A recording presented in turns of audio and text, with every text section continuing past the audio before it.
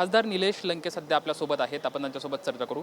Sir, आज बरेचसे खासदार तुम्ही या ठिकाणी बैठक बोलली होती, काय नक्की बैठकीत चर्चा झाली? प्रत्येक विभागातल्या मतदारसंघातले काही कामं होते, काही प्रलंबित कामं, त्या संदर्भात ही आजची बैठक होती. सगळ्यात महत्त्वाचं, बऱ्याच वेळा आम्ही मांडणी करत असतो, मागणी करत असतो, पण बऱ्यापैकी काही कामाला रिप्लायच मिळत नाही. त्यामुळे या मिटिंगमध्ये त्या सगळ्या गोष्टींचा आढावा घेतला जातो आणि प्रत्येक प्रश्नाला मार्ग काढण्याचं काम या मिटिंगला केलं जातं. तर सर, अनेक शहरामध्ये बघितलं तर अनेक जिल्ह्यामध्ये सध्या रस्त्याचे प्रश्न जो आहेत अगदी प्रलंबित आहे, यामुळं अनेक पद्धतीने अपघात या ठिकाणी होत आहेत.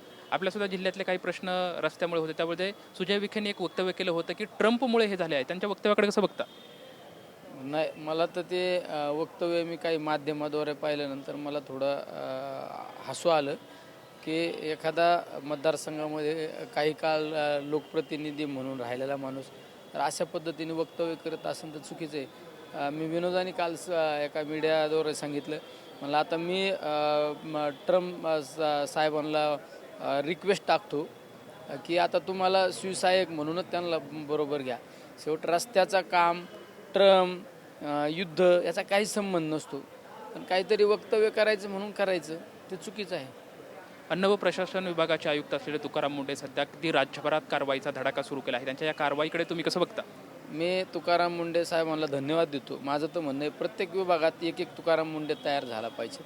आज पाहिला असेल तुम्ही, दूध भेसळ असो किंवा वेगवेगळ्या भागातल्या भेसळींच्या बाबत त्यांनी चांगल्या पद्धतीने कारवाई केली. मी मधल्या काही दिवसापूर्वी एका हॉटेलमध्ये गेल्यानंतर आम्ही सहज त्या हॉटेलवाल्याला सांगितलं आम्हाला सूप घ्यायचं. तर सूप घेतल्यानंतर मी म्हणलं अरे कलर तर आज वेगळा दिसतो. त्याला आता आम्हाला स्ट्रिक्टली केलं की कलर बंदी करायचं. म्हणजे अतिशय चांगलं काम आहे. मी त्या माणसाला खऱ्या अर्थाने धन्यवाद देतो.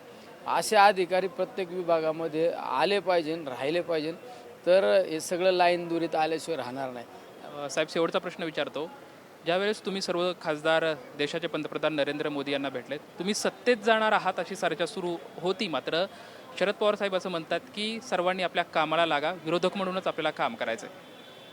शेवट महाराष्ट्रातला एखादा आमदार त्याचं कामानिमित्त मुख्यमंत्र्याकडे जाऊ शकतो. आम्ही संसदेमध्ये ज्यावेळेस काम करतो तर हायर ऑथॉरिटी म्हणून आम्ही पंतप्रधानांकडे पाहतो. त्यामुळं आम्ही वेगवेगळ्या आमच्या मतदारसंघातले प्रश्न असून किंवा राज्यातल्या प्रश्नांच्या संदर्भात आम्ही पंतप्रधान साहेबांना भेटलो आणि ते प्रश्न मांडले.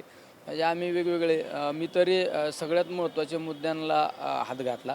तो म्हणजे मी त्यांना सांगितलं की पंजाब एक काळ कॅन्सरमध्ये अव्वल दर्जाचा नंबर पंजाबचा लागत होता. आज त्या बरोबरीने महाराष्ट्रामध्ये कॅन्सरचे पेशंट आढळतात. त्यामुळे प्रत्येक जिल्ह्यामध्ये एक कॅन्सर डे केअर हॉस्पिटल द्या. PM रिलीफ फंडाची आम्ही मागणी केली की संख्या वाढवा.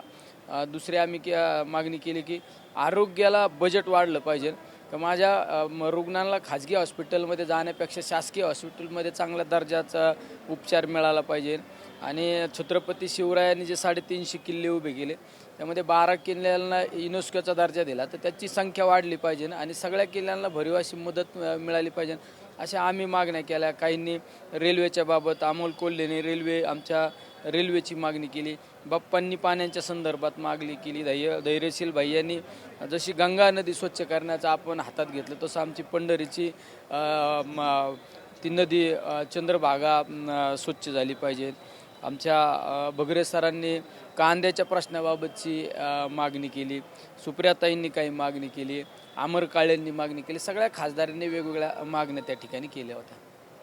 प्रत्येक विभागात तुकाराम मुंढे निर्माण झाले पाहिजेत, त्याशिवाय विकास होणार नाही, अशी प्रतिक्रिया खासदार निलेश लंके यांच्याकडून आपल्याला पाहायला मिळते. कॅमेरामॅन प्रवीण सोबत लक्ष्मण जाधव, ट्यून इन मराठी, पुणे.